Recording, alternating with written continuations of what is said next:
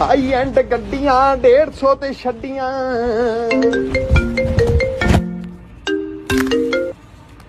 ਹਾਂਜੀ ਜਾਨ। Hello baby, ਕੀ ਕਰ ਰਹੇ ਹੋ ਤੁਸੀਂ? ਆ ਕੁਝ ਨਹੀਂ, ਆਪਣੀ ਫੋਰਚੂਨਰ ਬੜੀ ਲਿਬੜੀ ਪਈ ਸੀ, ਉਹਨੂੰ ਧੋਈ ਜਾਣਾ ਵਾ।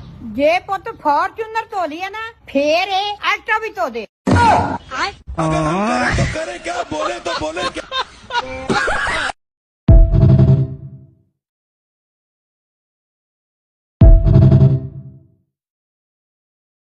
ਹਾਈ ਐਂਡ ਗੱਡੀਆਂ 150 ਤੇ ਛੱਡੀਆਂ।